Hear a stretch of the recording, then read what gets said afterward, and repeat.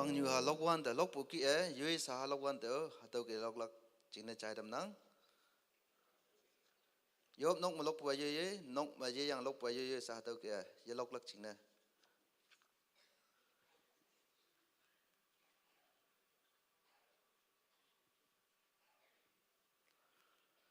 sinh này tâm bùng áo cha hado mình san school na halan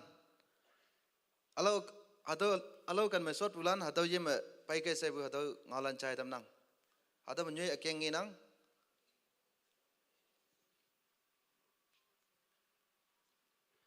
hymn number 417 417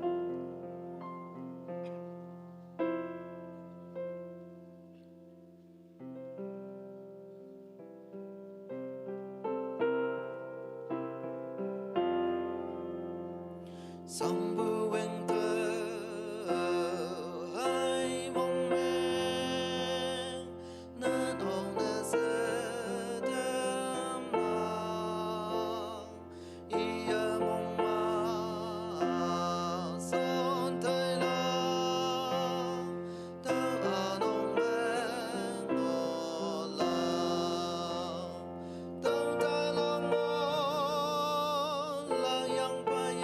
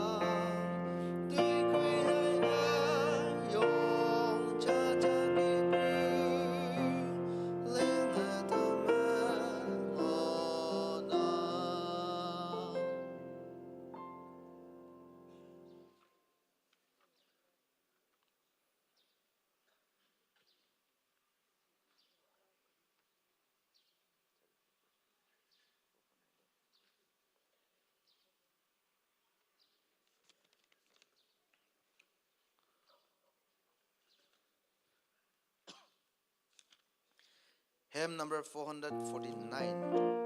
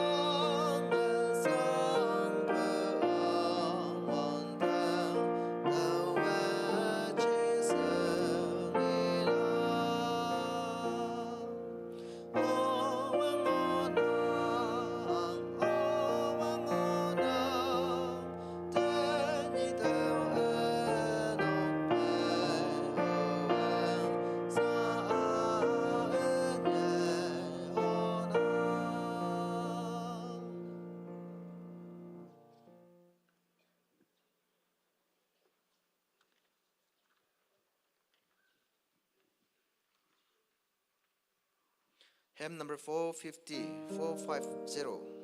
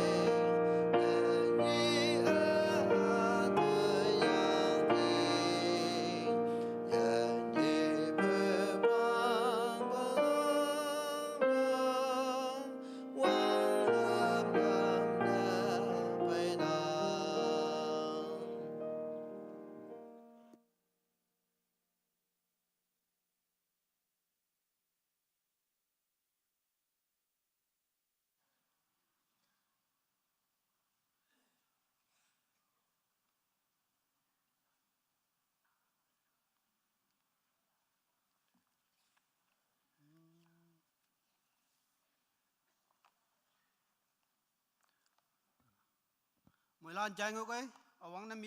mi xin để chăm bù, tao ngào đâu mà nín. Until mi xin January 4, 2024, chính rupees 10,000. Fed mi xin March 24, chính rupees 7,200. Attempt 40, 2000 or 40, 24, 2000. Pumin Mulim Su January 40, 2024, chính 2000. Nyimpong J.E. January 40, 2000. Manjun Family January 40, 3000. Tung Nhây Tâm Khu Khoe Mà Xế Pi January 24, 3000. Ulang 40, 24, 10,000 or 1,000, sorry. Phengman Mary Gurong P March 24, 3,000. Jingchan March 24, 1,000. Wang Sang Nok 40, 24, 1,000. Pongkam 40, 24, 1,000. Nukong March 24, 1,000. Longpiak Pongkong March 24, 1,000. Pongpa 40, 24, 1,000. Angming 40, 24, 1,000. Ingba Khoe Masepi 1,000. Changyim January to March 24, 3,000. Manka Chachun Ward 1,000. Angip Tamku Nungkong Baptist Church 1,000. Yalong Fit 4024 1,000. Cha mong may tobu. Second Chawa Tambu Firong 300. Skori Chawa Tambu Ketpang 5,000. Mankai 3-year party mong may tobu 500. Chanwang first party 200. Yakab Nok Chawa Yupa mong may tobu rupees 1,800. Wanya Tang May Tambu Chingne rupees 500. Mantang Yupu me Champa rupees 500. Limya Hai Ngipuan Ni mong may tobu min me rupees 1,100. Nok Nyai Nok Chawa Tambu mong may tobu 300. Wai Pongloi mong may tobu rupees 1,000. Ti Kupu Atu me bu yenda tambu mong may tobu 500. Ti Yang Pong Nok Chawa Tambu mong may tobu 1,000. Pamsa mong may tobu 500. Na hoston de tai eme yope mong may tobu min anang 500. Thang nyai Nok Chawa Tambu Hoten Chawa Tambu min me rupees 300. Wan Tai Chi 3-year party min me mong may tobu 500. Malip Hai Suli Ni Waiting Maye so Yabu Jingne rupees 40,000. Pongloi mong may tobu 250. Tuilem mong may tobu rupees 1,000. Ikam Second Ala Sakat Chawa Yupu mong may tobu 500. Nok out training Maye Sobu mong may tobu 1,000. Yanyay PTC ya baibu mong may tobu 1,000. Minyanyan ba PTC ya baibu mong may tobu 1,000. Kutang Witing Maye Sobu min me rupees 2,000. Pongying Pupu mong may tobu rupees 1,000. Yakap Hongpoe Nok Chawa Tambu mong may tobu 1,000. Wang Nau Nim Lim Ngip Chan Pupu mong may tobu rupees 500. Pha balan asay de ka wang muy mansi. Ano tama no ingon gi. Antiuk Mission Kung Jingai Ward March to April 2024 rupees 10,000. Likiang me 1,000 January to June Jingne rupees 6,000. Miss P EP Chaklum Ward. Pha balanda kawa anye ne muy mansi.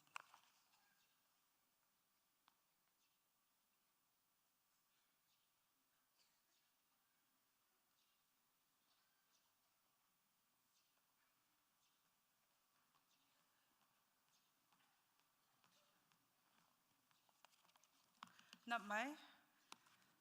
hadom hongni information hat nyu ni nomande youth land to man ka ya fundraising lak chine information phabuki e oyen new apalan new lom palom ka ya moi lan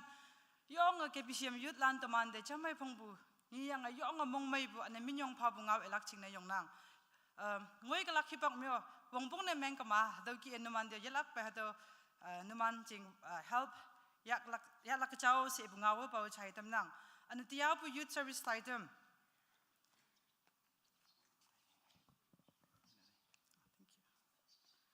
Evangelistic committee lana pen yakne tembu tangshim lan yopnok item ni 10th March 2024 hipak 2 p.m. Amma kambu hipak KBCM worship team. Number chama tuibang yoplak China Songwang youth executive. Number ni ma soching wailak China Tonlong chairman. Lem ma ajaw lai japong ilak. Number 1 yahanaw atoy Old Testament. Number ni ma China Taiwang New Testament. Number pli ma polok lak evangelistic committee. Number nga ma topu shailak China Tim Kau youth executive. Wok ma wongpong hipak ananyat ma musical piece nyahanaw mani. Third ma kawang ngaw ya apailak pahache wangrung youth advisor. Two ma toitem ma yop yanak amen. Tia chon tailak taitem hakangot nang Tumapai bu tangshimlan ane nong mongobu tangshimlan de nyüopha lan kaya yalak pa youth service de sondam kayo se ibungawa chaidam na halan.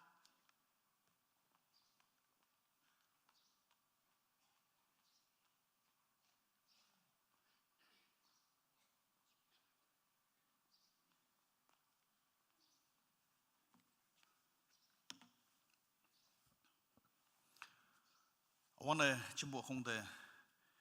yiniba Jisu Christ aya yang salam pumanok sucing man ma China tamnang sabo hibak ma pumanok bumbong atam singna tamlak China yongnang bumbong alon some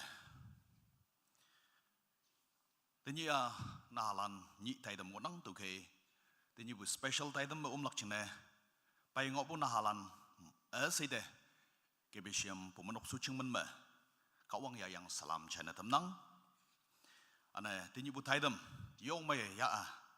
moi man yong pai anok lak chine moi lan yupo sut tan ge se hadong alan China tamnang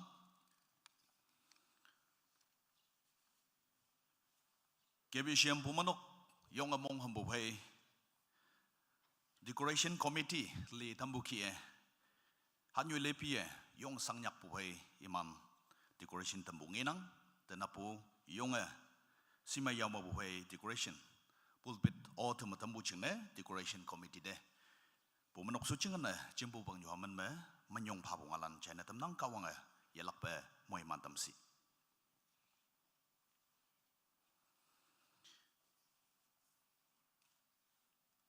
tuman bai sa nyüopha umayanang kata adama yising bangot na ok siong bonan jinga singok lak samong hamnang Mission Center pumanok Golden Jubilee menyi me akumwanga atau ya tainang atau taidam me tenyi tenapu service me nyüopha de yoplak chine maidam bekaphanang tuke atau umyang tenyi bu teman taidam meo ide kawang ya pelak chine part phayang onang tuke Mission Center bu taidam soyang nang onglak se lai de bu tuke yalak pa yupu macam ha anyane Golden Jubilee taidam yong me ya solak chine moilana yupu macam ha ose atau ngalan China tamnang menyia teman nyüopha payang pheme pumanok ma mensangok bulan menkenongok bulan phai cham noi maye mansodok puchine staff coordination lili ane orientation taidam lili menyi lungmailana wuyang taidam yong me ya sobu pangyuhade atau ngawlano China tamnang Tuman moilan singnang ENPO public emergency teman kameng me atau ya atainang tuke chuhewan amyang yang alak chine yunok nok same yupwande kung yupwande atau taidam chingno atau tuisau chingneu yalak pe yupume tan ha ose atau ngawlano yalak pe China tamnanggi atau teman bai debate card cha tau yang onang kamchai semen nyanyang onang menna tuke apuba office te payang atau ya lak chingne China tamnanggi teman bai nyuma langmai mengyak shu ya pumanok bongbong bachun lak chingne natalan kunyak inyicha phabo tau China tamnang kawang nyuma ayen hayang ya noksa ya lengbu tuisau ya lak pa moi mantam si 14 March 2024 ni teman bai channel GI hai nya nau chuyam ma uting pumanok mepung member ngonang ane channel GI ya teman pumanok ngonang member ngonang imi wedding taidam ngonang tu ke manok salane card yipik ba yetau ngonang bai hemboi kebisiam member lan okpusine atau taidam ke ene yalak pa yupu macam bahase lainnya na phabu atau announcement phadam nang pumanok calendar mongok bukheme muilana singok lakse mongham nang date 15 to 17 mongme kebisiam pumanok revival taidam mayong nang tuke atau taidam jine yalak patamana yupatan ha revival taidam some revival sautan taidam ya bu me lak se bu manok suching ma taman tai shem bu ki pang nyu ada daw announcement pha dam nang tu ke me date 13 hatlam ya na mengalak adawa combined service yom nok anyu ma chimlak tu ke me tini pai yang nang bu yui yubi jingshim de sim yu ai ha de ngaulan phayang hatlam ya revival awang ba taidam ke bishim yum nok anyu ma chimlak jaw se hadaw ngaulan pha kayu se namande yobodo bu do ngaulan no china tamnang sa yang bu ki 15 to 17 March taman revival taidam ngolak hadaw me speaker ne taman by Reverend El Among Pom at large missionary iden yak yang ngodang ane game director ne taman pai pai je chingpai evangelist cluster in church ngodang KBBB I pai lak counselor KB shempu manok mabumo li yang ngodang ane taman pai sponsor prayer warrior ministry akung nge sponsor pai ngodang revival akeng yune team ne akam bachin me taman ayen ngodang living in the last days 2 Timothy 3:1-5 hadaw king yune ya yang ataman revival taidam ya longonang tu kai yo nok same yup wanda to taidam chine yup kai ane ya hama tamada bu phai mohiman ayong to lak chine ado taidam chine yup bu phai tan ha o se pangnyo de nan pheng ngaulan ado chene tam nagi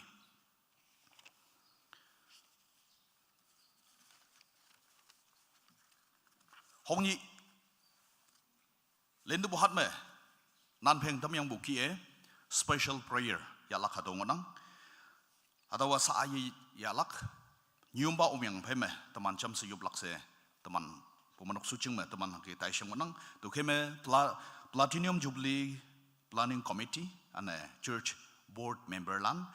new site fellowship building construction committee and decoration committee 4th grade staff lan chinea nyumba ong yang pheme yup lak jaw se namanda thong ngalan chena tam nangi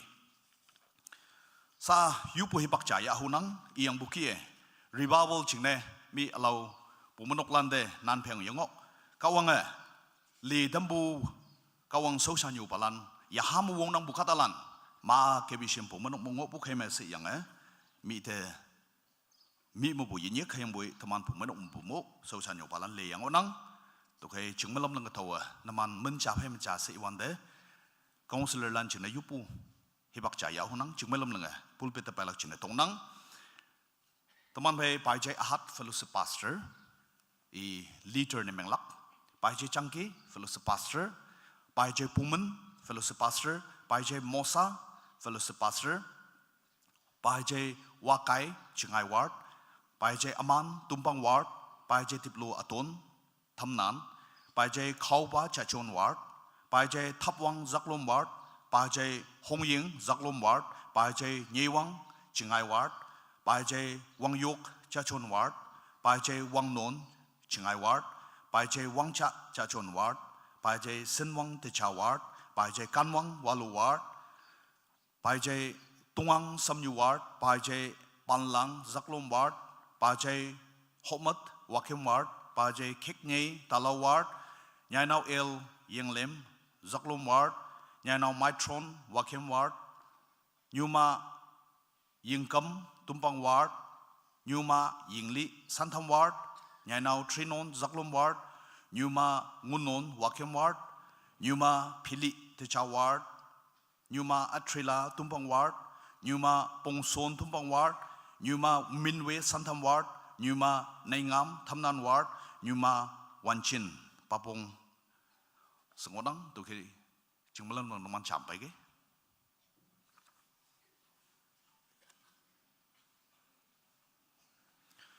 iyang buki iman wayang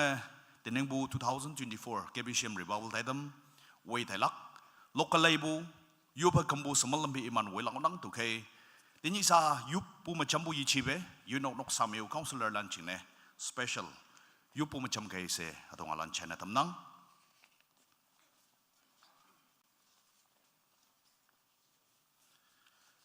sakine menga yublak chine susan balan chingmalam lang chama pulpit ta paige susan yulan noman sut punyo me chama yongke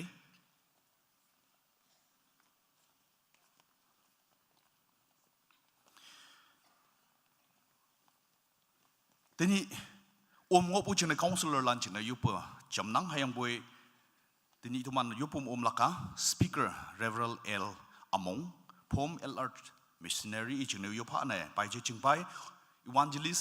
เกมดีเรคเตอร์เนี่ยไปลักอิจเนยุบะตัวไอ้คอนซูลเลอร์ลันน้ำมันจึงไม่ลำนังจำมามันคำมาสุดลักจินะใจนะตำนังปังอยู่หาทุกมันอยู่มันจินะยุบะRevival Counselor hadawa kadunyu tu hengau wilak chineli bu yichi hayang boy yaha mukki yihib yingibu anu yaha bai hoklak chine ane takhaidin balan tangma sakine melak chine anu yaha phobalan tangma sakine melak chine iman le tamnang tu kheme kawang yaha yu umbun mengkama hadawa chachang chabun menglak tu kheme iman yuwang yuibu ichaw sabung wayabu kawananga iman ameng wona tameng chaw sa tameng iman chu hay ye chào tâm yang iman yahayak chào tâm yang kawang mikti shwa tâm chào yaha ma tâm yang hado revival tai tâm yong mai woyo la chine nang iman phe om bha si pa sayang buki speaker ane game director ni jingne ane tai tâm mus mai ba mai yaw la chine kawang om phau se pang yu ha taman ngau ngai cham se yu pu hi pak ya yu pa hallelujah chào yen kawang nang mui man tam ho do ba ibak yen mai chine kawang nang da mi yong phanang ibak lo lenga yu patan buki kebi siam women of revival taidam 15 to 17 March 2023 mong me ya long nang ado revival taidam local lebu wilak chine yu pai kambu wilak chine ba kawang yong ambong hambu pai ado manang ni halan ba nang sosan balan le tham yang nang iman yu wang yoibu chao sabu khong ga manang chao sa tam yang pha ayang kada tham tak sangbu ya phan me yi me mo wong yanang me tholai ya me mo ya boi nang ado khong ga bo chi soman me healing ne me nga tam pha chao yan kawang tak palan dang me saiki ne me ole chine healing mai tam angan mu nang kada lan dang manang so na tam pha anu ya ha wo tho tamoklak wong angan nang kada lan dang me nang sok tam pha hem wuyoklak ya ha angan mu nang so na tam pha yu ba kam ba yong wong nang nang mikti shwa tam le chine nang kadalan nang chunya o se nang ida ban phanang bakawang 15 to 17 mong me chumai wan ma ni bak samai bu taman nok salande gebishem bumanok kadalande nang e batampa ado thaidam yane se wande li ai ma bu sanga so ji chudai mong sang hokai wibu chushi wan meng hangong ai dadam ayang boi kawang nang pau yang ado thaidam samai ba ba yaw la chine nang moi man pau sanang du yopoi ni to man bai om yanang bu speaker Reverend L among ching na yup nang ayang ba kawang ahop ahiba pai je ching pai evangelist ching na yup nang imio ba taman ngau yang buki ado thaidam omok lak chine nang moi man ba imi kemyong lak chungalamo sama do mo kawang nang chawdam ba iman nok salan kawang nang pauya ado thaidam omyang taman moilane mohiman yong thau taidam ayang taman nok salan ayang taman ayen taman pumunok lengayibu taidam yong chana mela chine kawang nang lamui bau se Nazareth Jesu Christ taman ma yen kawang yak saraban bayup nangge adolan su uba nang mongai ye amen kawang ai lak pa moi man tam ba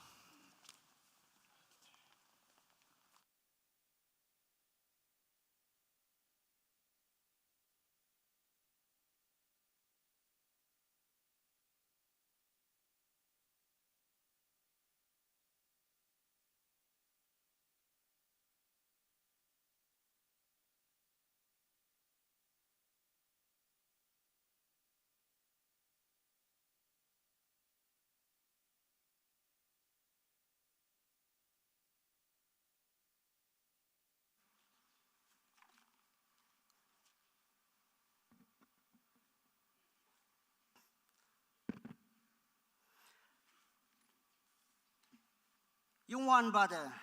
yi ilodo jalan asay ida yi ilodo kadalan asay iya demande kan bua wong nang bupai hayang i ating ba akem yenang yung wan bada yi ilodo tolai hem longtat khoja panmenyet aleng jahanyi hadauma akong wanga inang mulan da namay cinta tahu isi bu ye non angbu teman pai Reverend nyüopha yang puminok lung melan jambu KBCM Christian amelan yang jingyu jinghama yen oyong sua hadawa nyuni ayong si yang ocean kunyak katalan tawa nyujing tu oma painanggi Yesus Kristus menma hadawa nyujing puminok katalana buoni ya bu awangna hadawa ngalan cai tamnang tini bu taidama KBBia lingbu taidam kunyak KBB pangmungok bu nahalan jingna yopu taidam hadaw tau tai pun miang kama tening awang ba hadaw kia aku wang ngonang tau jin hadaw taidam chuan bu kai tini muilana muhiman tawa yui nok sa pong chong ma hayang hayim lan tang ma jin asai ma muhiman taw bu ni na miang lak chena yahama yob tan lak chena hadaw awang na chain tamnang tau hadaw temana chuan tai lak taidam iyo ngowanda Tuy kung mga loklak chinese, akong hem longtat walk, hem number 6, hataw eptan lak chine tong nang. Taw taidam hataw chapim chase I tainang. KBBB nahalan chingna yopuni, Children's Day of Prayer, date 10 March 2024, time 10:30 a.m. Akyang new Demanda hangke yoplak nyüopha Look apong panmacha aliang cha Soching wilak pachai toang Sunday school teacher Speaker Reverend H. Mopa Pastor KBCM Number chama Taychan lai ilak nahalan nyi Panmapuli atau cha New Testament mabu ilak konyak hem lain bua. Number ni tuiwang yoplak pachai Simon tikon in charge KBCM Sunday School Ministry. Lem kawangau ilak primary class Luke panmacha aliang cha in charge Nyanaw asik Sunday school teacher. Peli, Polok, junior class Sunday school nahalan. In charge Nyuma Liang Sunday school teacher. Nga topu sailak hai takpalan chingna yopu nyüopha. Hem cha loklak Sunday school teacher lan. In charge Nyanaw Li Chow. Nyet nahalan chingna yoplak welak nyanaw T Motion associate pastor women ministry tat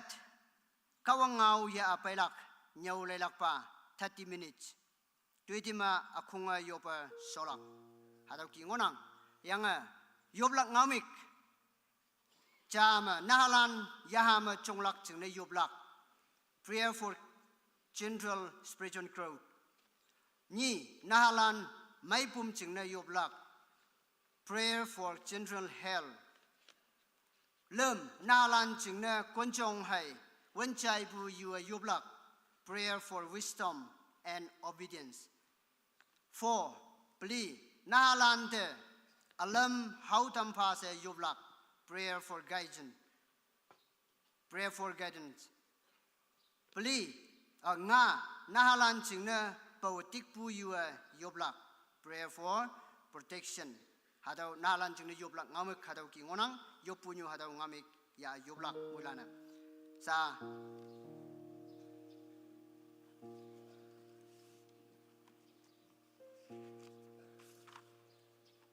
eptaw de meng kama mulan chama hadaw mulan chama yoma yong hadaw yam lokati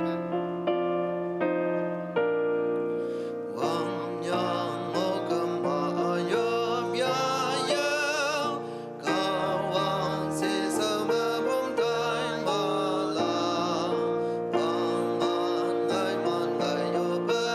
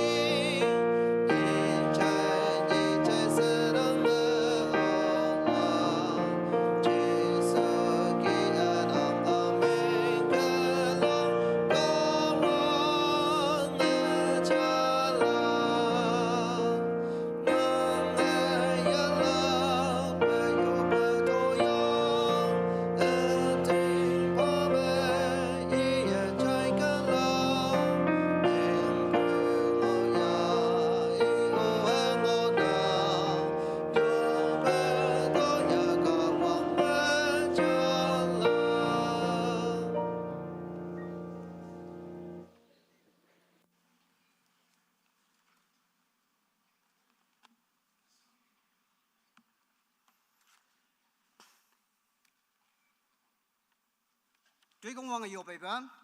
Teman tei jan lai ilak. Tai de mungo bukian. Hem lai na lanyi sibu New Testament ji kamu nang atau nyanungo bu number 14 atau FK.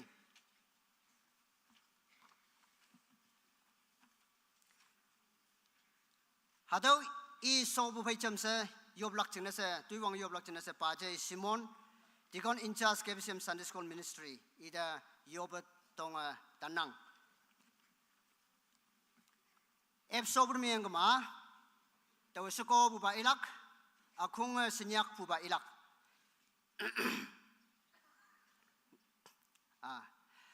Iya. Tahu hibak me pelan jisu tang de pai hayang I hamaa wang tang angcing me ayong pa auhi.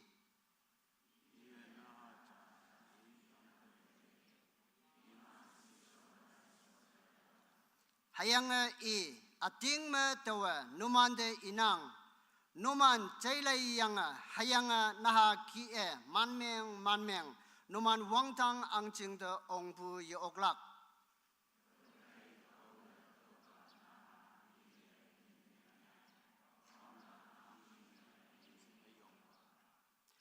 Awa amin cingna hakibu hasi naha ja yanang iye tau yanang.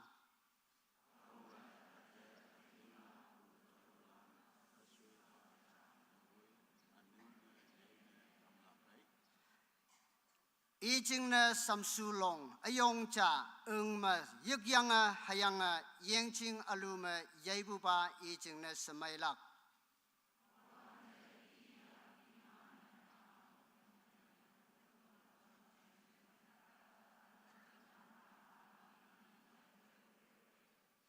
Yang boy pinlana awyana iman wuipai iman de yo ong yemai bati hayang boy jisua I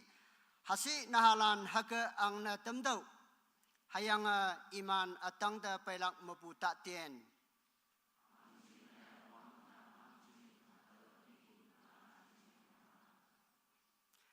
Ia iman tangma iyak seng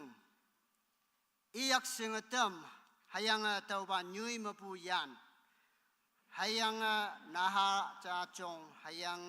ime wungmai ime angan along mai pay hayang kawang sepsi ime ngo Matthew lai apong panmetet hayang panmetu luk lai apong panmenyi hatawa kawang ngau ngunang sa yoplak chingna dikon pada tongnang.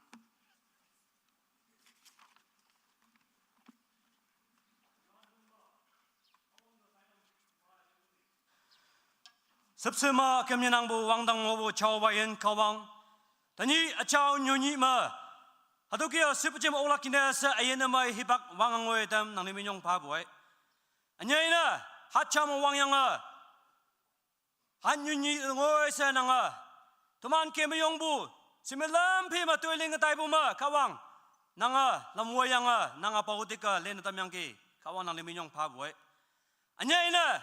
tani KBP야 kalender hanang obukia nahalan jinasa yebukambu taidem ayong chama KBCM nilan ocean oyen payonganke o chawain kawang o yo yakyama taina darampa nang yaha chawpai nanok pupai tikok pupai nang asuna dampa chawain kawang anyayna taidem chomba mo yanga taidem ocean oyen maidam peganganke chawain kawang nang mongbu bakie nang lamwe damsi anyayna nang raba reren yomba tanji nang au ya pailakpa chawbain kawang nang au sulu wa ya pananya oglak kinase ichuda ya hada nang wong angang nang sokodamsi anyayna pangyu halan tomano hongli bu bai nang hau haing moy manya ya loklak kinase nang tomanda lamwe dam phao se taidan nang yaksara pan bayanga jisu krista man yopoi namong yo amen.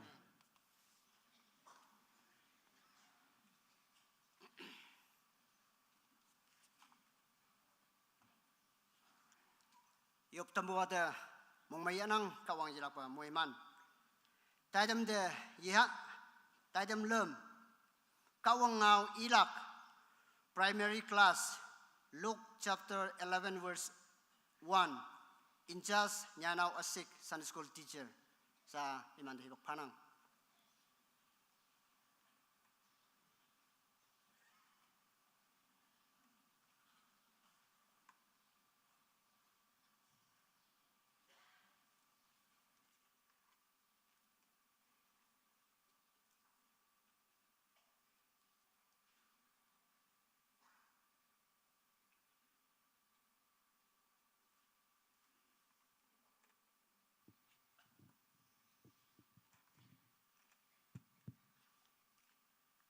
Mulan dinap mai tani mulan min tani tawa mulan min me kawang ngau lai cha haka ikining luk apong penmacha aling cha ni cha ni jing cha me jisu yo pango aupe iye yo puso iblan yo mapu si cha we ite I yong wan pa jo ne iblan ti nyo buki tuman deo yoplak nyüopha hatawa kawang ngau ngunang Jai bulan hai ibu ba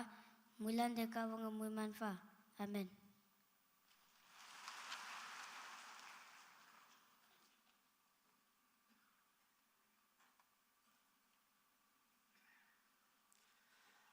Hayim de yong mong mai bu mi yong pa bu ngalan chai tam nang kawang yilak pa nang ayen mui mana chong tam si. Yilak pa tay tam yiha polok Junior class Sunday school Nahalan in charge nyüopha Sunday school teacher sa iman de hibok padam nang.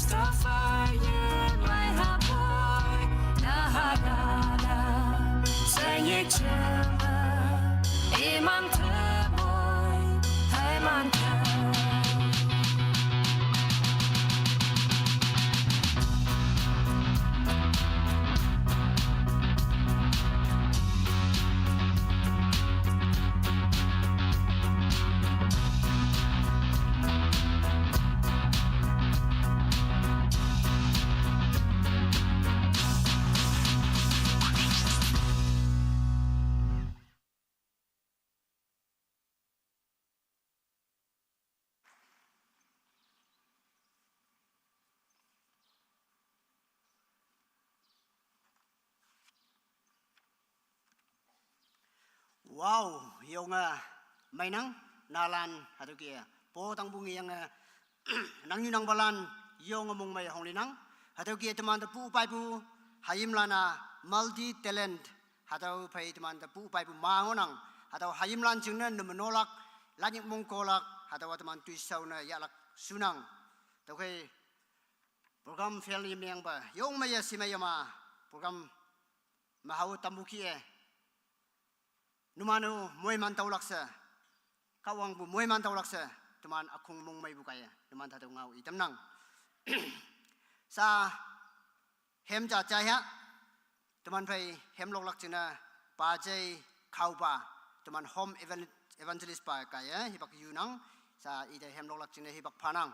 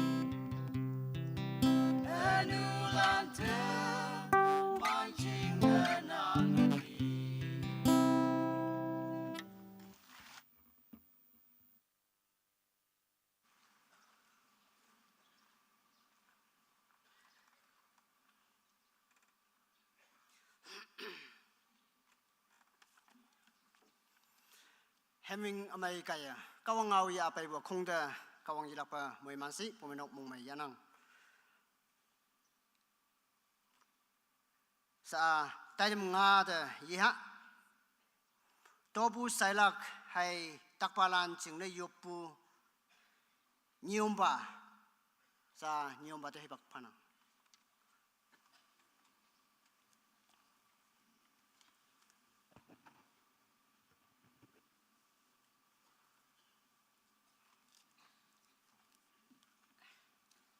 Kawang awa ki inang numan ka dong mengai bu se yoma semai bu bawa ide to bu fai yongwan pada yi inondo hakaling maa ninok punga alika malak hayanga uvungti tekma mawa anga oklak na nanga taulak oyena to bu ya pai digi kawang ayalak pemuhiman toba to bu shengin nam nolak cina sausan balanda toba hibak ebna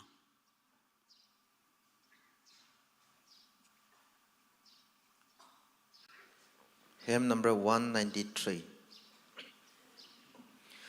Tô nên nô môn bên phong ở xây yo tơ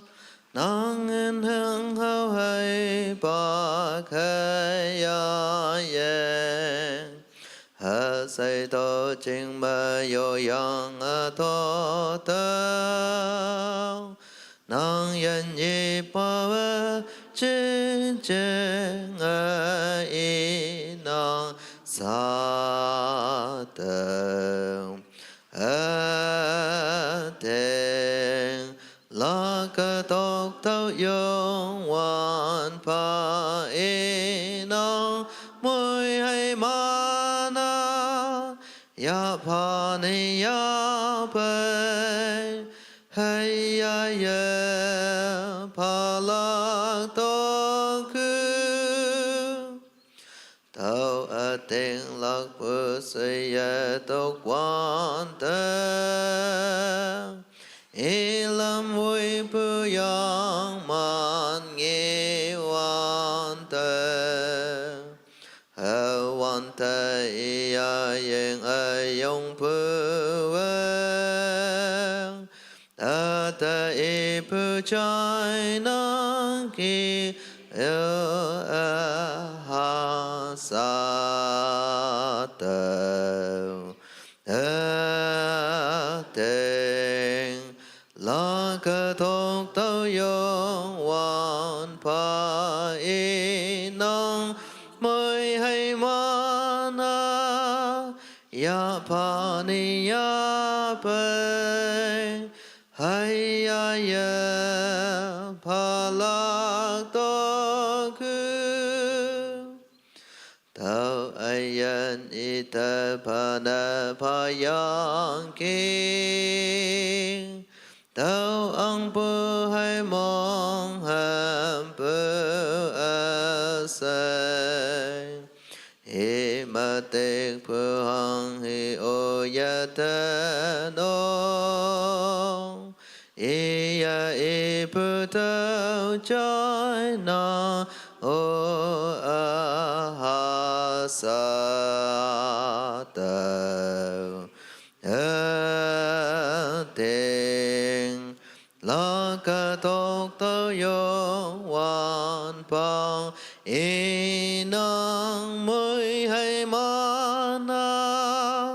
ya pa ning ya bay hay ya ya pa la to cứ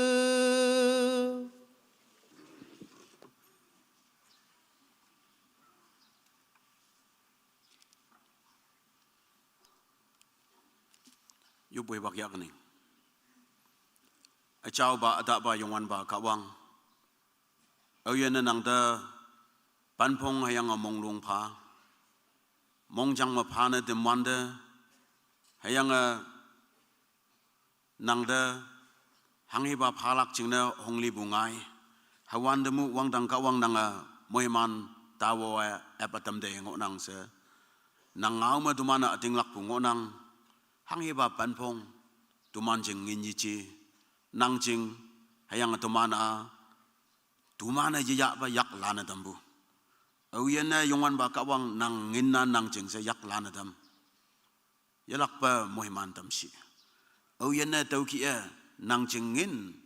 ยักลานยกไปย่อยนกสาวบงจึงเนี่ยชวนงวยกลักฮิบักจึงเนี่ยกะวังนังอิมันโด14ลำอยู่เอปตัมชีอันยองลำมาเก็บเนี่ยตาตัมบะเงาติงตาติงมั้ยเอาเย็นเนี่ยหนึ่งในบุยนังไปตัวบุยาไปตะกี้มวยมันตัมตะกี้สติงหลักนังหนึ่งในบุไฟยังอปงยเตาเบตัวบุพางอยากไปงวยกันให้ปักแม่คักชัวนังยาลักปานตัวมันตัวในดำพาหายยิงเชียงเงินสิมันลำเพหังฮิบาตัวบุยาไปนังเดไม่ยองฟ้าบุยหาเดนำโนบุบุไม่นกสดจริงจินเดตัวมันจนบุยักนังเจ้าเงาติงตาติงมาจนหลักนะมวยมันดำพานังวงพงมาจนวันเดแต่ว่าเชียงเงินอลีอเมนเมียงเจ้าลนดำพายักยังมาไปชูบุนันอตัมยันนังแต่งอนังกะวังดังกะวังนังยัลักไปอิมันโดมวยมันตัมพางวยกลักฮิบังมันนังเดวังมันตัวบุพายจ้ะเสียยันยีบาจิสุคริสต์มาวังนังกะวังนังยักตะฟันฟ้ายุบนังกีดาวลานาเซอุปานังมงเยวอาเมน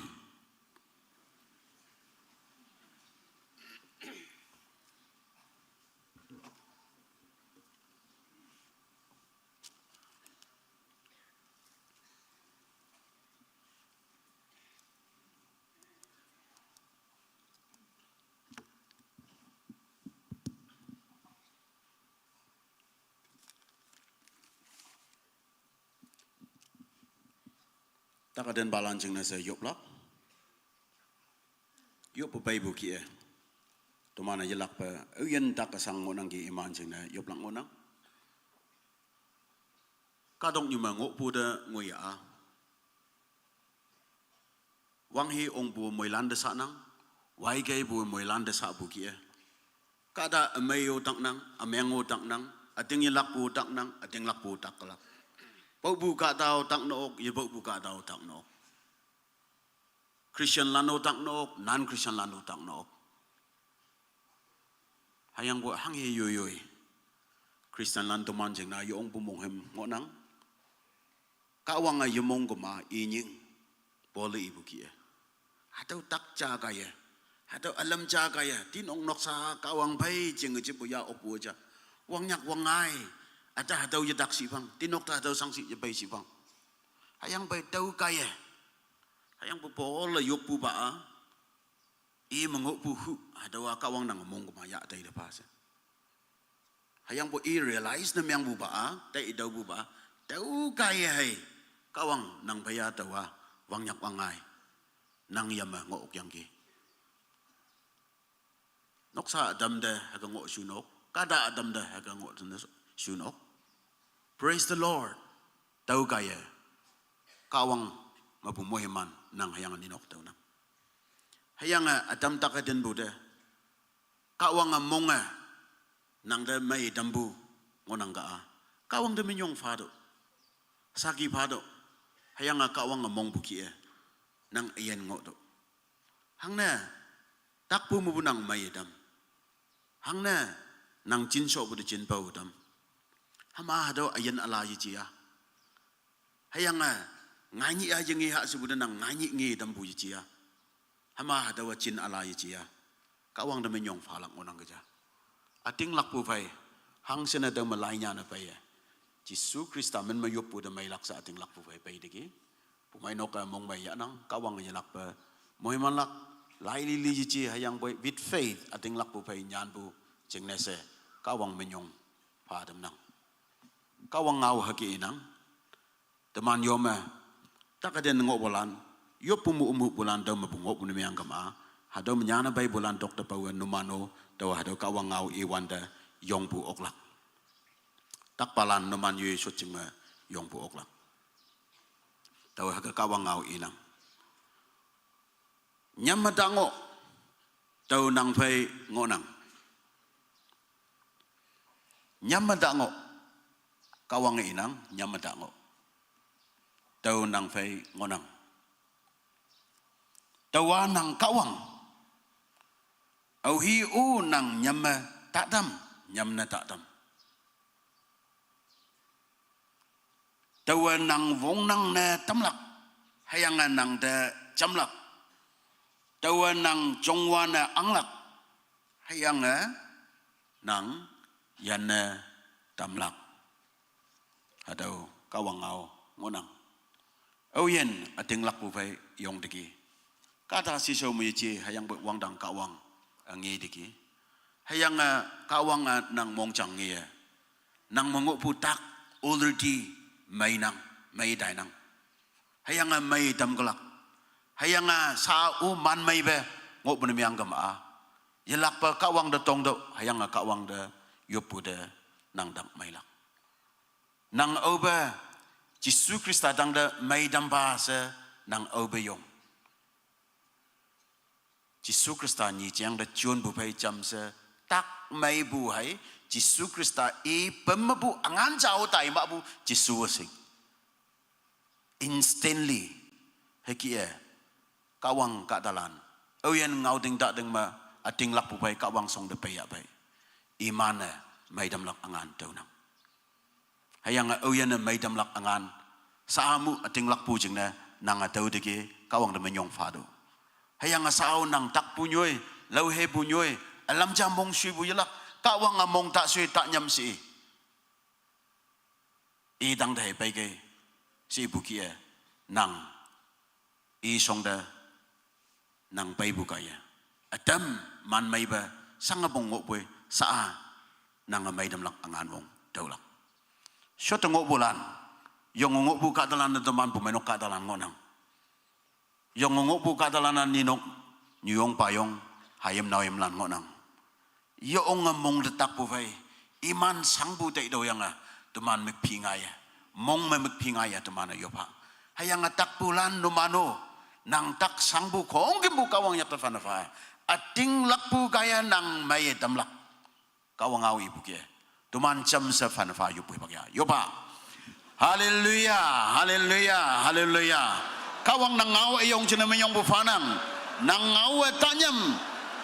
nang ngonang se candike tawa kawang hanghe o nang nyamne tadam se kawang nang ibu ngauda ating lakpo tawa nang wong nang na tamlak hayang nang de chamlak se kawang nang takpalan de chanbu parike tawa nang chongwa na anglak hayang nang yene tamlak se wangdang kawang nang chan tambu hadau wanghe ala chingne hadau nyenyu ayong chingne hadau hibak amai chingne kawang nang de menyong bu fa boy nang kadalan tau ba nyui me yong ngonang Nazareth Jesus Christa men ma auyen takay den ngonang gi Jesus men ma mayedam do Jesus men ma mayedam do wangdang acawa kawang nang kaye Jesus Christa men nya ka bai gai si bu kaya alau ba kadong nyu men ma yichi alau ba wong bai yichi only in the name of Jesus of Nazareth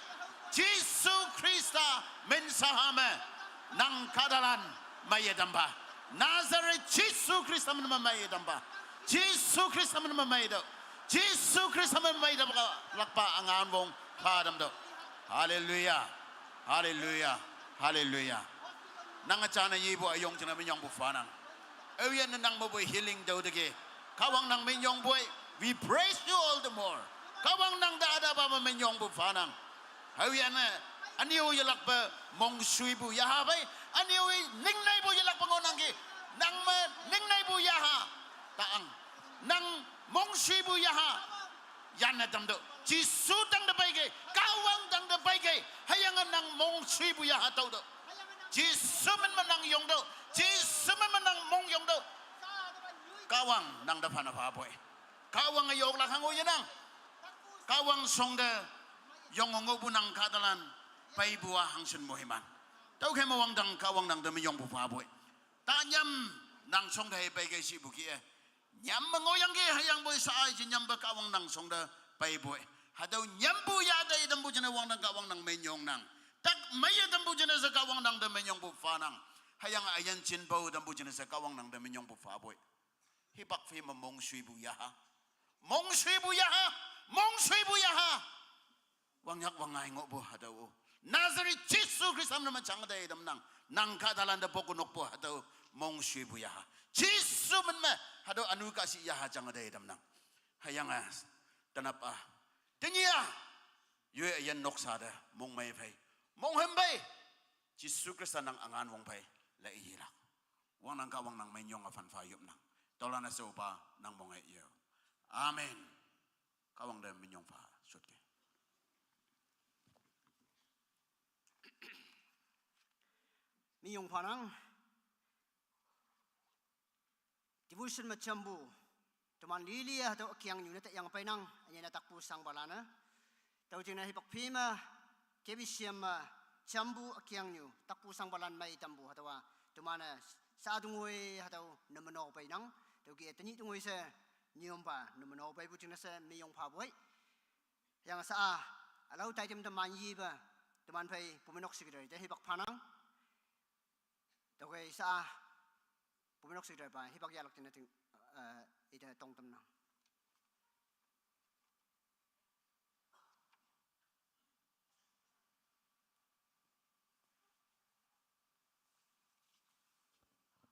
hibak pha dam bu chine mayong bu phanang sao yalak pa yu pu hibak cha yalak chine to yong nang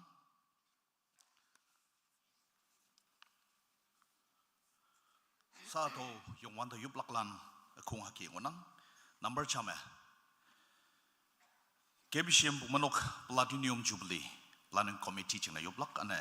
church board member lan tineng matang le yang ngonang iman chine yop tamlak ane new site fellowship construction committee lan chine yopuma o yop tamlak ane decoration committee le yang ngonang iman chine yoplak ane fourth grade staff lan sa liking cha ki ke ma painang iman atam le yang ngonang iman chine yopu hipak cha ya tamlak Dukheme sa taw ibulan pumanok suching yonga wongbung na meng buchne kada mango bu yume pumanok kada lane nang damong hum buchne nang pai shubu tu show manang le tamnang dukhe ka wong du yupu he yuden yung tambu tu show yong me lang lak chne ngang ha o se atongalan chana tamnang dukhe pumanok suching man me na man se de kawang umbuhe tu show lang atai olak chine best wishes atau chana tamnang tawa men cha phai ma cha se e dalak pangnywa chai lak chingme tu kheme chingmai lam lange taw men e wan do mon man pulpit atok phai ma yong lak chingme tawa taw chana tamnang ane tenia reverend apalan mayang yanang tu ke yadu so me taman bai reverend hensak retired pastor om yang onang i MNC yang yupo solak chine i tiu hadau nyuje pailak chine ide tong tanang kebishim platinum jubilee 2027 wang yalang onang sa wang beng mayang yanang to ke hadau tuijong tuisho lili nam nolak chine mong hambu bai hadau me akung nyulum ane akung panma lingwe linang to man cha phai ma cha se i phaning naman pailak chine tong nang number chame taman bai pai jm pangnye convener ne menglak pai jla alang secretary pai jwp nyamphung member pai jt manhom member pai lang e member pai jm nawang member pai j paiwang member pai j chimkai member pai jt nokpang member pai j wangtai member pai j yoponji member knsk president by designation ane nyuma minching member number panma pulime deacon board hake ngonang ane kunyak pangjam ngau kham ki centralization policy mangobu ki 2024 to 26 wang benglam church board member ne menglak chine halan kata le yang ngonang do men egeneng number chame pai je hoka pai je si singwang pai je Tingyam, pai je angmung, pai je u kamzai, pai je tingthok, pai je tinokpang, pai je em pangnye, engineer tingten, pai je wai pongba, pai je yingpho, pai je matta, pai je lokton, pai je wp nyamphung, pai che manpe, pai che ele alang, pai che nokphung, pai che tamung, nyuma ponglem, nyuma wai martha. Ane mission chairman mission board, associate pastor woman, associate pastor youth, Sunday school superintendent, chairman yopo committee, ane deacon board. Hakiang wanang ane decoration committee 2024 to 26 mong mangolak chine tuman bai nyai nau amen chingai ward, nyuma asoi tumpang ward, nyuma lipung walu ward, nyuma asik wakem ward, nyuma mariam papong colony iman hakiang wanang ane Fort Grace Tablan haki eli yang wanang pai chei achuak traffic guide kam gatekeeper ne menglak ane chai nau malang night together ane pai chei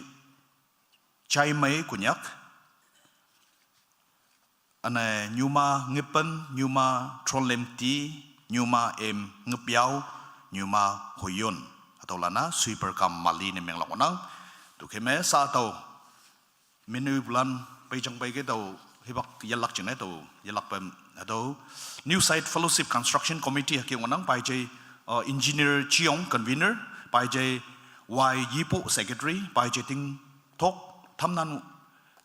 member, pai chei Chingwang Chachon member, pai chei City Wunkang Ticha, pai chei Si Singwang Chingai,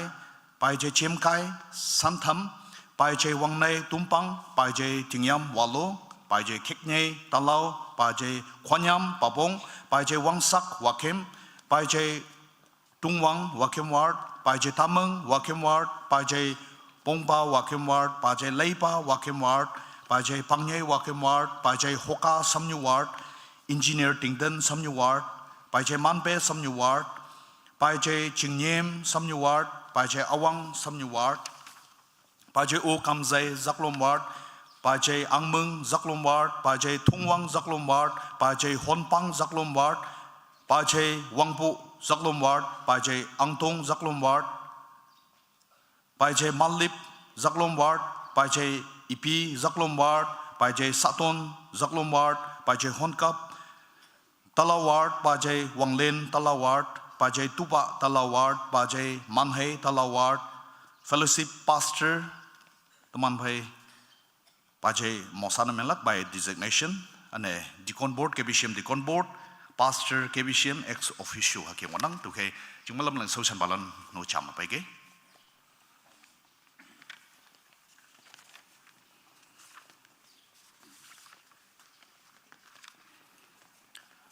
iyang bukie pumanok tu show wong bon meng pun nom nolak chine halan kata li yang wanang tining mo wange yui de nyung tamu tu show langa chona talang wanang tu ke bang nyuha tuman muilane teman chine yupa nyui yiwang bukai yong tan keneng tu ke bang nyuha numan mapu yupu ya wanang reverend pa cha ma pege ayen mai mengok bukai naksi tu show lengok lang wanang tu ke kawang mapu ayen mai yuha jude mai ngok bukai naksi yui de nyung tamu tu show lengok lang wanang tu ke kawang mapu jude mai yu tama yupa nok sama jude mong sang bu tak heden bu ngok pun meng kama akung tu show ching na yong oklak tu ke li thambu nok salan no ayen mai anga tampa se yupa ane yui de nyung tamu tu show lenga chon taiwan de yok ye sang bu yapan ngai ne ye tambe kawang sip si phang me yong mai lenga chon oklak chine kawana mui man tam pause atau ngau muklan ya pang nyu hatu man yu tuman chine yupu macampa tu ke MNC lak chine tuman reverend pada tongnang tuman chamse yupu hibak ya yupa chau yen kawang Yung ba kawak hibak ya yen mai chine ni ba ya sendiri do pu bai no jalak chine se wa kawang lak tu so chine se lak nang so san balang so san no san ni ki oi lan kebisiam ladini mujukhin se ka na pa si ba atau tu show nam nolak dang chine si ka madam si ba wa planning committee dan semua ni ma re sa na si ka ma madam teman de yen mai yakai cuma yawana ni si mai bo na mo tam chine sa amang lo ma pa ayang church board lan ngodang nang de min no kawana na teman de yen mai yakai ni si ka ma ayang decoration committee lan yen usia lan Fort Great dan di bulan ayang ubah kawang New Side Fellowship Construction Committee để nhận năng yo yo the pabu tui show me yo ye sang ya phan Nangan wong kuma ang atang si. Yungan bakawang ada EBCM hawa kangeba Platin Jubilee ayong jinese. Au sinang sosan balan susan modam yangki. Imang kaung yu wong yang wong yi jumeng wan teng takatin hang yu pai ni tambe. Yungan ba jisu Christ nang sipsi kaya. Ayin maya nang apau teke. Atau tu so. Semin semeta nanya sewang nang kawang. Imam mulande nang bu angan wong apa tamsi. Angan wong nang apa tamsi. Wong yung bu sinang ma tam yang angan wong kai nang ilak tamsi yung ba jisu. Ayang semai la ting ya kayo se. Nangan wong nang sosan balan nang sosan yon ek tapan na phai. Angan wong yo jisu mi do na se upa na mong yo. Amen.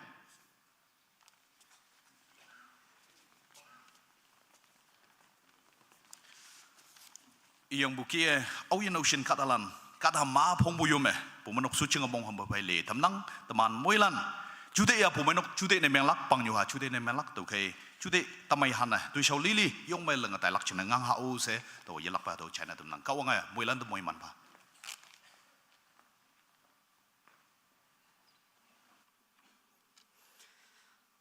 Puminok Secretary pa hibagya yang hangi tui samai bu tui yuling tam yang ki mong mai nang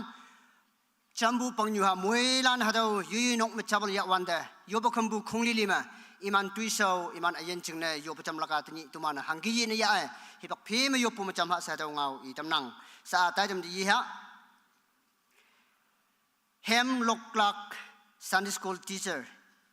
lan in just nya now lichau hadau ki sa hibak yarak jinne se Sunday school master lan hibak phatam nang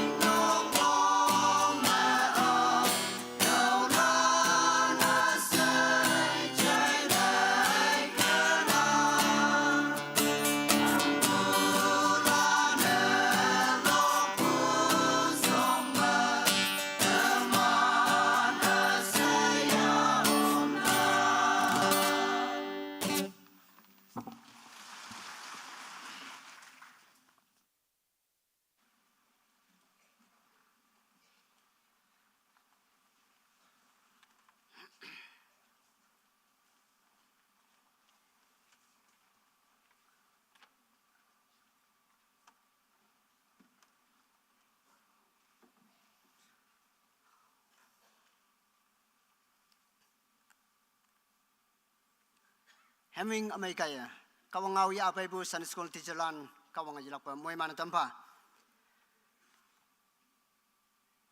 sa ajilak pa taidam diha taidam number nyit na lan chingne yoplak yoplak nyanau Devotional associate pastor women ministry hami itambu ngam kya yang yoplak chingne sa sausan yude hibak phatam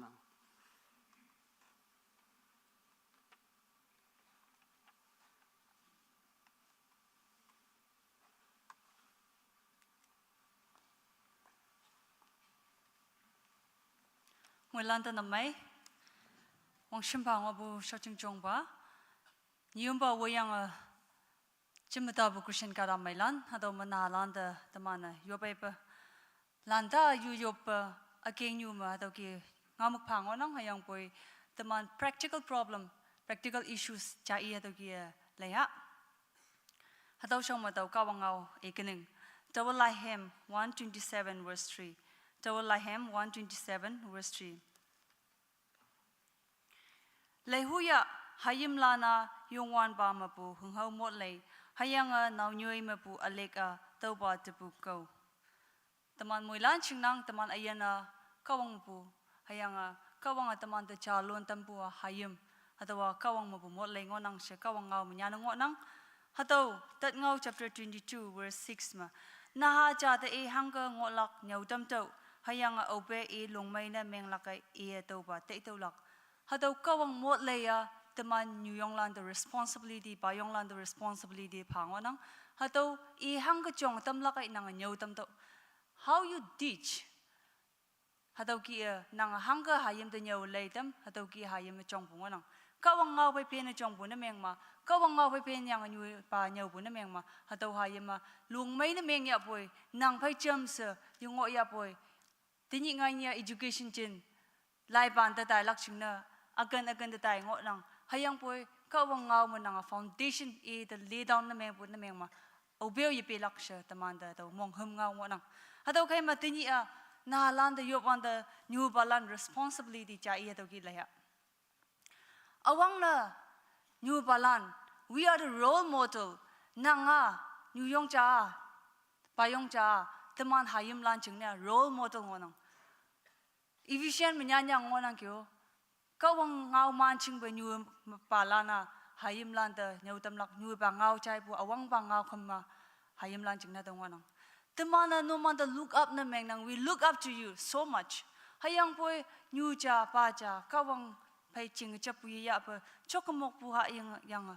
yimai bulam yu mo ma teman hayim lan hang ka mai chong lakshi you are the role model ni sepu ba ma teman gender discrimination konyak society ya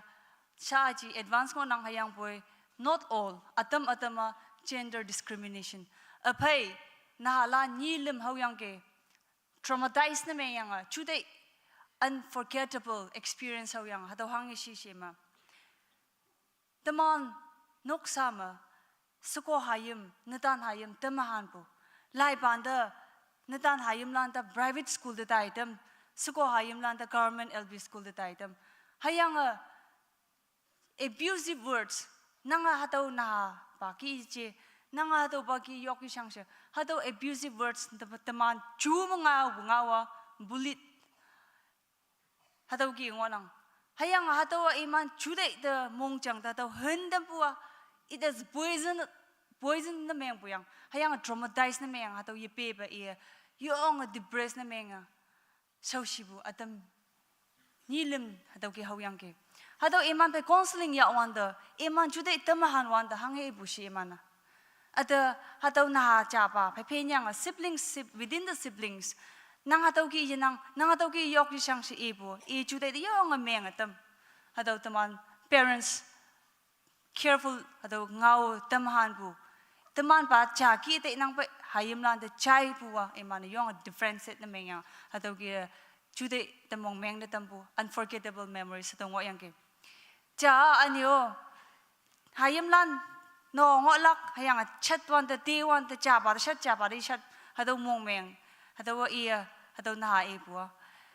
teman jam seno ngolak hayang putui nan meng ebu asa the blame na meng nak cha ba ta hangu yi ibu ngolak sha hayim lan problem they cannot share anywhere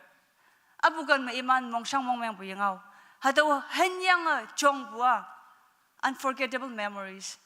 abusive words si chon lak hayam discriminate nam yemeng lak female male equal opportunity phalak chingna new balan responsibility ngona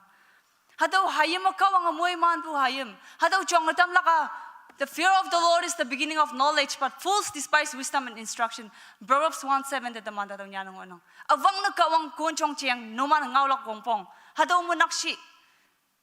Laiban da taya po ako siyang bungolak. Kawang yinang po daw po laiban education na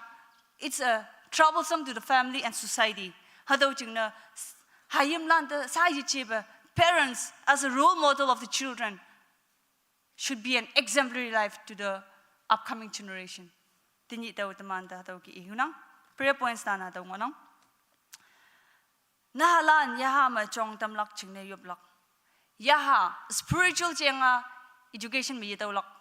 Spiritual jenga allow society mi daw lak yopnok ma daw nang po. Yopnok a kawang ngaw hataw kawang ngaw Sunday school ma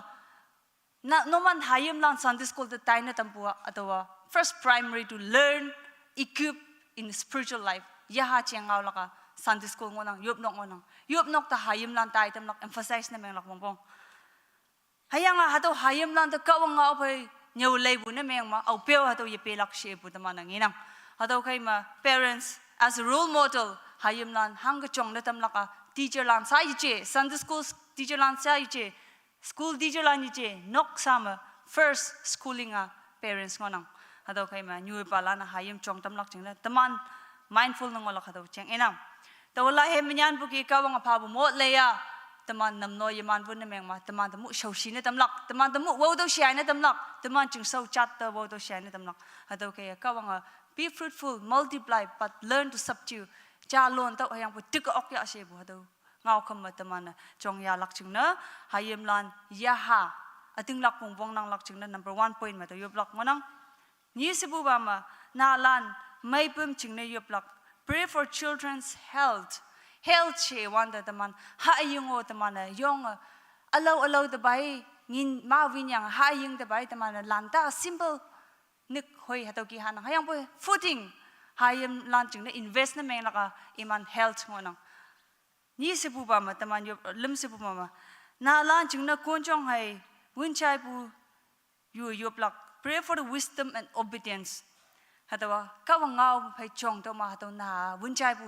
hayang kun chong ma yang chong lak. Na landa alam how tam lak chingne yoplak. Guidance anyucha apacha parents ya kawang pay chong kawang pay yungok pu na meng ma hayim lan to hang yinyo bungo nang. Hataw kay ma first parents kawang ngaw equip na meng hataw hayim lan to guide na meng nang nga se bu ba ma na lan chingna pau tuk pu yoplak. Nahalan namno man lak chingna to kunchong yoplak ataw kay ma ta sai bu prayer points lan hayim lan kunchong hayim lan yaha cheng hayim lan may pumwong nang olak chingna iman ta lam ho tam ok lak chingna parents lan taman yop tam lak hadawa sa nahalan hayim lan wherever you are seated please stand to your feet naman shot bukan mayong kay hayim lan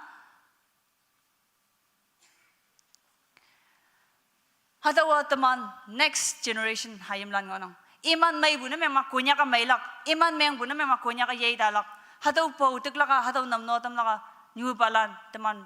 noman responsibility hayang hadaw the laibu Sunday school teacher an iman ngonang iman do kawang mo iman pa moilana chamsu yoplak hayang iman the saibu prayer points tan repeat na meng kanang nalan yaha ma chonglak chingna yoplak ni sipu ba ma nalan may pum chingna yoplak lim sipu ba ma nalan chingna kunchong hai winchai pu yoplak please sipu ba ma nalan ta alam how tamlak chingna yoplak nga sipu ba ma nalan chingna pautik pu yoplak hatolan prayer point sa yang mulan cham sipa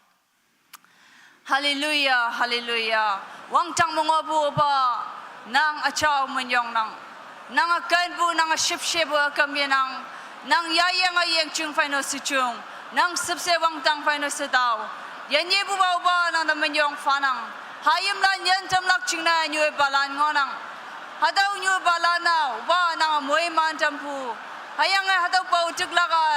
nyüopha lan kawang winchai bu ma ang tamlak chingna ngonang hado hayam la na ngai ni konyak generation imana lenglang onang hado hayam la na o yongwan ba jiso nang shingbu mo jonglak jingni ya yop nok ngonang hayang hado ma yop nok ma nang ngau chai bu kai ngonang hado khai ma hado hayam la ta oba ya ha ma jong na tam fa kon jong malam sing na tam fa hayang wong tang kawang ayan kawang mai pum tang jama wong nang na tam fa hallelujah oba nang iman ta kon jong ya kai malam ya kai yongwan ba jisu nang kan bu nang subse bu iman tang omo kha hallelujah oba Sunday school teacher lan na awin aw shin hadaw na lanjing na education pa ya bai nang iman ta mo iman tam shi yui balan da wong nang na tampa ya ha mo wong nang na tampa ka wong bai ching chapu ya bu nyu lan na tampa pa lan na tampa hayim yan tam bu yu yong cha na pa yong cha na meng tampa hayim lan la uba nang da nyam bu ma nang kon chong ma nang malam na chong lak ching na wong tang ka wong nang na tam shi hallelujah hallelujah hayim lan show shibu iman mong shang mong meng bu unforgettable experiences traumatized na meng yang ahui di hadaw share ni yemeng ba among masang wa bu hayam lan da nang nginang nang iman mukpengi nang hadaw kay ma tinyi hadaw adam hayam lan na yu ba di yok pu traumatized experiences ngonang ka chingmai kawang nang hadaw wentam pa ji suman ma daw hayam lan da ba wang nang na tampa hayang atama na yu pu ngau muklan upa hadaw tang ma nang achaw ya to ilang pa o sa ji suman yu pu ital se ba nang mga yo amen kawang mo iman shi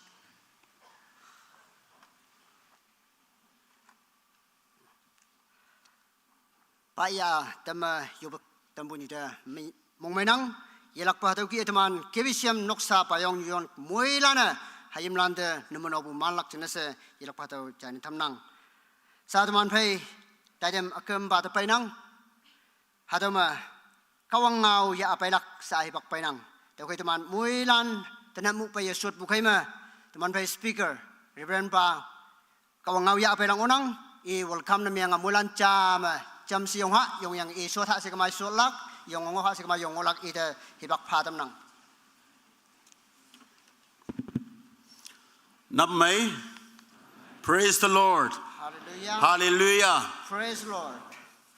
tanaba yong bu mong mai lak ni nahalan jing ne fana fa to mana yop bu hibak ya bu ni ngonang hayang nahalana kawang to man pumai nok te hayang nok salanda phabu wangdang modle hingau ayong ata ngonang bu nahalan mong mai se ponia nang hayang yop kem dambu nyu balan numando o pumai nok mong mai ponia bu tau china dam nang shot ke aniu teman mong mai lak a tenia mission center pumai nok 1974 ma pumai nok wangbu teni golden jubilee ngoibu 2024 hayang teni ada golden jubilee taidam mission center pumai nok ma ya ngonang hayang niom balan tau kan ma khongkimbu gaise taidam ma ya mu wanga painang tanap jam aniu susu ada lai yang yoplak jingna tui wang yoplak jingna sa phango hayang hadau taidam mo KBBB Children's Day of Prayer sa hakanyanyang ngo tau jingna mo I do equal important payang amai goma yopakam tau yang udoy goma panbaji mo wang bu jingna aniu hadau ma pan athama wang bu khai me se hadau kia ong yeng onang teman bayo apai cham lai bu tikon hongbe ia mission center pumanok jubilee matau yang ge hayang akem dengoye mo ha bu dengoye pumanok men me represent yang kai se teman moilan men matau yang ge hayang teman moilan men me kebishan members asaimabu golden jubilee mongmai salam hayang congratulation ngaulanu mission center pumanok te china dam yang ge te kama yalak pa yopum omlak jingna hayang teman pai bu yubi nok golden jubilee ya bu domana senglak jingna se akungde tau china tamnang teni hadau ki bu ni mai ni hibak amai chama aniu teman pai Sunday school akungaya kawang ngau taman lak jingna ada aniu min hanadam buda wangbang buda tau ya apai bu dokter aniu teniu aniu Sunday school special day me yoblak kawang ngau taman lak jingna tau ba hibak pau de mong mainang sa adang